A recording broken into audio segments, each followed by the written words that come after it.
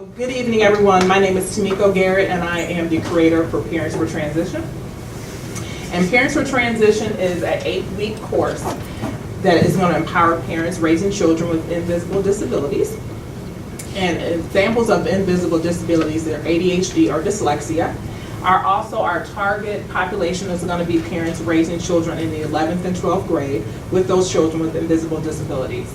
And we're looking to target those parents because this is a time where their children are going to be going off to college and thinking about their future.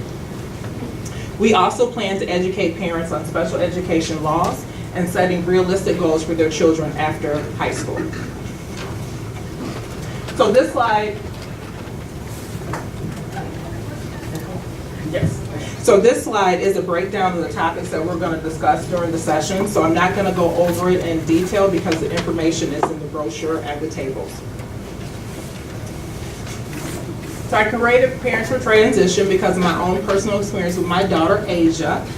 Asia was diagnosed with ADHD when she was in the 1st grade. So I had to learn about laws that pertain to special education, and also I had to be persistent with school staff about providing accommodations for her in order for her to be successful. So a program like Parents for Transition would have been very helpful to me when my daughter was transitioning to college.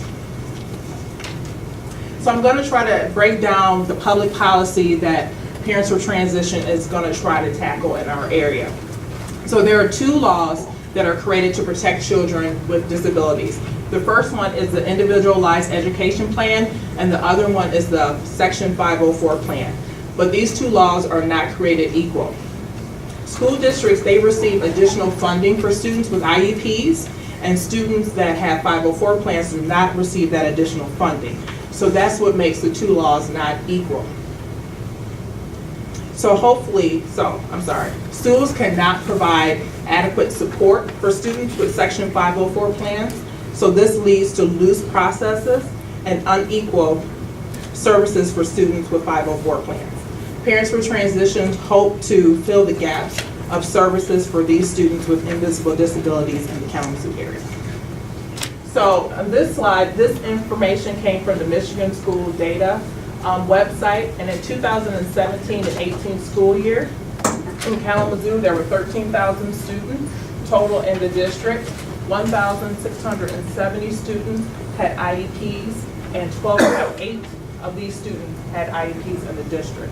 And it's also interesting to note that since schools do not have additional funding for students with 504 plans, they are not considered to have a disability at all.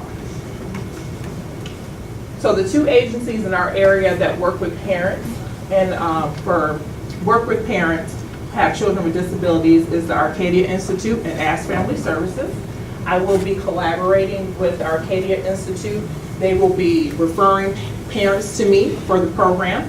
Also, Kristen Zimmerman is a licensed social worker in our area. She will be providing a space for Parents for Transition, also referring some of her clients to the program, and also co-facilitating some of the sessions with me as well. So my 6-month plan will be to conduct at least 1 to 2 sessions of Parents for Transition, and also the bulk of the funds that I will be rewarded this evening will go towards the program becoming a 501c3 or a nonprofit organization. And again, I'm not going to go into great detail about the budget because that information is in your brochure as well.